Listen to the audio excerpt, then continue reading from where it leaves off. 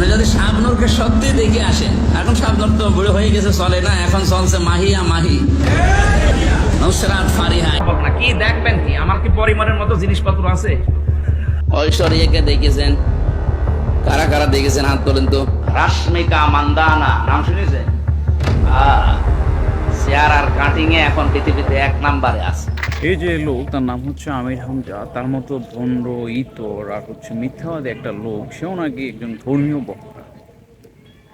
তার ভণ্ডামির নিদর্শন যদি দেখি, তাহলে দেখবো যে গত কয়েকদিন আগে সে একটা জায়গায় বক্তব্য দিচ্ছে যে ঢাকা বিশ্ববিদ্যালয়ের মহসিন হলে ছাত্রলীগ গত 17 বছর ধরে আজান দিতে দেয় নাই। কিন্তু 9ই সেপ্টেম্বর যখন ছাত্র শিবির ডাকসুতে জয়লাভ করছে, তখন থেকে হচ্ছে আজান চলতেছে। এটা সম্পূর্ণভাবে একটা মিথ্যা কথা, এবং সেটা আমরা ক্লিয়ার হব যদি ঢাকা বিশ্ববিদ্যালয়ের মহসিন হলের যিনি হচ্ছে আজান দেওয়ার দায়িত্বে আছে হুজুর, তার কথা যখন শুনি। 16 বছর আজান দিতে দেয়নি সালেমরা। ছাত্রলীগের ভাইদের নাকি ঘুমের ডিস্টার্ব হবে, এজন্য ফজরের আজান হইতো না। এবার ডাকসুতে শিবির প্যানেল পাস করার পরে তার পরের দিন মাইকে আজান আরম্ভ হয়েছে। জি না, কখনো নামাজ পড়তে আজান দিতে কোনো সমস্যা হয় নাই। তো 20 বছর যাবৎ ধরে মসজিদে আজান দিতেছি, ফজরের আজান আমরা নিয়মিত দিতেছি। ফজরের আজান হয়তোবা আমার অ্যাবসেন্সে ছাত্ররা দেয়। আসলে আমি 2023 সাল থেকে হলে থাকি, ছাত্রলীগের আমল থেকেই থাকি, কিন্তু মহসিন হলের মসজিদে কখনো মাইকে আজান দেওয়া হয়নি। এই ঘটনাটি সম্পূর্ণ মিথ্যা এবং বানোয়াট একটি বক্তব্য। আজান আগেও হতো, এখনো হয়, এটা নিয়ে আসলে কোনো বাকবিতণ্ডা বা বিতর্কের সুযোগ নেই। এই যে একজন লম্পট, তিনি ধারাবাহিকভাবে মিথ্যা বলেন এবং মিথ্যার মতো যুক্তিও নাই। যদি ধরলাম যে 17 বছর ছাত্রলীগ আজান দেওয়া বন্ধ রাখছিল, এখন সেইটাকে চালু করার জন্য ছাত্র শিবির একবার দায়িত্বে আসার পরেই কেন চালু করতে হবে? কেননা গত 1 বছর ধরে, মানে হচ্ছে 5ই আগস্টের 2024 সালের পর থেকে তো ছাত্রলীগ নাই ক্যাম্পাস। তো তারপরই তো হচ্ছে আজান চালু হয়ে যাওয়ার কথা, কেননা এরপর থেকে তো ক্যাম্পাসে ছাত্র শিবির, ছাত্রদল সহ অন্যান্য সংগঠন, ছাত্রলীগ ছাড়া। তাহলে তখন কেন চালু হয়নি? ছাত্রলীগ যদি বন্ধই রাখতো তাহলে তখন থেকে চালু হয়ে যেত, ছাত্রলীগ চলে যাওয়ার পর। এর জন্য তো ছাত্র শিবির আসার দরকার ছিল না। মানে মিথ্যার একটা হচ্ছে যুক্তিও থাকে, যে আমি একটা মিথ্যা কথা বললাম, এটা যুক্তি দেওয়া হইলে প্রমাণ করতে পারবো। আর ছাত্র শিবিরে ব্র্যান্ডিং করার জন্য মিথ্যা বলার দরকার নাই। ছাত্র শিবিরের অনেক ভালো কাজ আছে যেগুলো সামনে আনলে ছাত্র শিবিরের ব্র্যান্ডিং আউটও হয়ে যায়। তো এটা হচ্ছে একটা। আর তার যদি আরও ভণ্ডামির বিষয় দেখি, তাহলে দেখবো যে সে হচ্ছে একটা মুনাফেক লেভেলের লোক। সে যখন কথা বলে একটা, অন্তরে লালন করে আরেকটা। যখন আওয়ামী লীগ সরকার ছিল তখন সে সবসময় সব ওয়াজ মাহফিলের টুকটাক কথা বলতো, বোঝানোর চেষ্টা করতো সে আওয়ামী ধারণার, তার 14 গোষ্ঠীর সবাই আওয়ামী লীগ, সে আওয়ামী লীগের বিপক্ষে না বা আওয়ামী লীগের বাইরে না, সে আওয়ামী লীগের ভিতরেই। এবং শেখ হাসিনার নিয়ে খুব তোষামত। আর আমার মতো মনে হয় বাংলাদেশে আমার যে 14 বংশ আওয়ামী লীগ করে এমন কারণ নেই। আপনার তো 1 বংশ, আর আমার 14 বংশ। যেখানে যা আছে, মানে দাদার, মামার, খালার, শ্বশুরের যত কোল আছে সব আওয়ামী লীগ। চাচা নিজে আওয়ামী লীগের চেয়ারম্যান। হাসিনা মানে সুন্দরী, হাসিনা মানে বলেন না কেন, আর খালেদা মানে প্রবেশকারী। এই জন্য উনি জেলখানায় প্রবেশ করে বসে আছে। আমাদের হাসিনা বিশ্ব সুন্দর, নামের সাথে কামের মিল আছে না?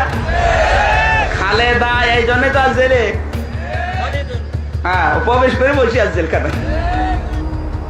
যখনই হচ্ছে 5ই আগস্টের পরে শেখ হাসিনার পতন হইলো, আওয়ামী লীগের পতন হইলো, তখন তার কথা বলার ধরন টোটালি চেঞ্জ। এখন আবার সে হচ্ছে গিয়া খালেদা জিয়া, ওনাকে নিয়ে হচ্ছে খুব মানে তোষামোদি করে, শেখ হাসিনার হচ্ছে নিয়ে মানে বিষোদ্গার করে। আবার আগে খালেদা জিয়ার নিয়ে হচ্ছে তুচ্ছতা ছিল। আমি চাই ম্যাডামকে 6 বছর না, ওনার তো একদিনও জেলে রাখা জুলুম হয়েছে। কারণ ওনার যে মামলা দিয়েছিলেন পুরাটা বানোয়াট। আপনি এতিমের মাল আত্মসাৎ করা এই মামলা দিয়েছেন যেই টাকার জন্য, ওই টাকা আরো 7 গুণ বৃদ্ধি হয়েছে। ওনারে আরো পুরস্কার দেওয়ার দরকার ছিল। তো এই হচ্ছে টোটালি একটা মানে 1 নম্বরের বাটপার যেটা বলি আমরা বাংলাদেশে, ওইটা। তো এতে করলে তার ভণ্ডামি। এবার দেখি যে তার ক্যারেক্টারটা কেমন। সে ওয়াজের মাহফিলে ওয়াজ করবে, মানুষের দিনের ব্যাপারে নসিহত করবে, ভালো কাজ করার প্রতি আগ্রহী করবে, মন্দ করার প্রতি নিরুৎসাহিত করবে, দিনের প্রতি উৎসাহিত করবে। কিন্তু সে কথা বলার সময় শুধু রাশ্মিকা মান্দানা, পরিমণি, হচ্ছে ঐশ্বরিয়া রায়, হচ্ছে শাবনূর, এইসব ছাড়া সে কথাই বলে না। সে বলতেছে কিছুদিন আগে যে আল্লাহর সৌন্দর্যের দিকে তাকাইলে রাশ্মিকা মান্দানার দিকে তাকাইতে হবে, তাইলে আল্লাহর সৌন্দর্য কত সুন্দর তা দেখতে হবে। রাশ্মিকা মান্দানা নাম শুনেছে?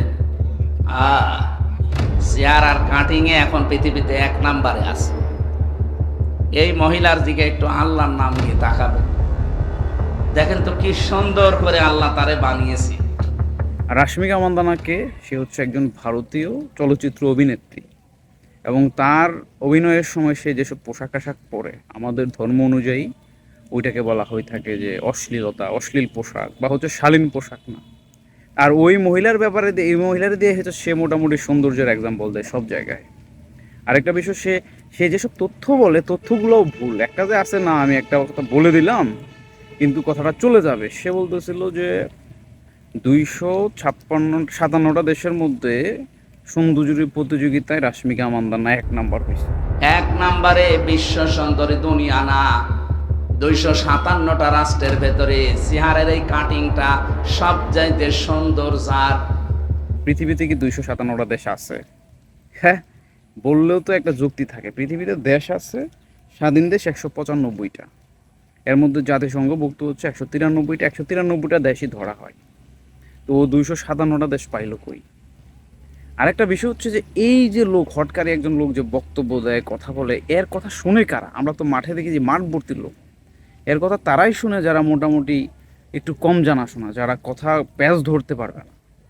তো সেই জায়গাতে হচ্ছে মানে মন মতো যা মুখ দিয়ে আসা তা বলে ফেলে, মানুষও বাধ্য হইয়া শোনে বা হচ্ছে না যায় না শোনে। তো এই হচ্ছে অবস্থা। তো এখন আসি যে মূল কথায়, বর্তমানে রাজনৈতিক প্রেক্ষাপটের যে অবস্থা, মানুষের মধ্যে জামায়াতের ব্যাপারে অনেক ধরনের আন্তরিকতা, ইমোশন বা হচ্ছে জামাতরে নির্বাচিত করার ব্যাপারে অনেক ধরনের একটা সেন্টিমেন্ট তৈরি হয়েছে। তো সেই ক্ষেত্রে জামাতের ভরাডুবির জন্য যদি আবার আমির হামজা কিন্তু জামায়াতের লোক, তো জামায়াতের বর্তমানে যে অবস্থা, সেই ক্ষেত্রে জামায়াতের সামনে একটা রাজনৈতিক ক্ষেত্রে ভালো অবস্থানে যাওয়ার সুযোগ আছে। কিন্তু আমির হামজার মতো কোনো লোক যদি কোনো সংগঠনের সদস্য হয়, ওই সংগঠনটা ডুবাইবার জন্য প্রতিপক্ষ বা হচ্ছে ডোবানোর বাইরে থেকে লোক দরকার নাই। আমির হামজার মতো লোকেরা থাকলেই হচ্ছে 12টা বাজে যাবে। কেননা গত 3-4 দিনে মানুষ কিন্তু আমির হামজার কারণে জামাতের ব্যাপার কিছুটা হলেও মানে নেগেটিভ হয়ে গেছে বা নেগেটিভ চিন্তা ভাবনা করতেছে যে জামাতের হেরা মুখে বলে কাজে কর্মে আরেক। যদিও জামাতের অনেক অনেক ভালো কাজকর্ম আমরা দেখতে পাইতেছি। তো সেই ক্ষেত্রে আমার মনে হয় যে জামাতের পক্ষ থেকে এরা হচ্ছে শাসায় দেওয়া উচিত, নয়তো ছাড়াই করা উচিত, নয়তো বা একটা সতর্ক বার্তা দেওয়া উচিত। আর সাধারণ মানুষের ব্যাপারে যেটা হচ্ছে বিষয়, যে নিজের ইমান ঠিক রাখার জন্য হইলেও অন্তত এদেরকে বয়কট করা উচিত। কেননা এরা মুখ দিয়ে যা আসে তা বলবে, আবার ঠাস ঠাস মিথ্যা কথা বলে আবার ক্ষমা চাইবে। তো সেই ক্ষেত্রে দেখবেন যে আপনার ইমানের কাছে 12টা বাইজা।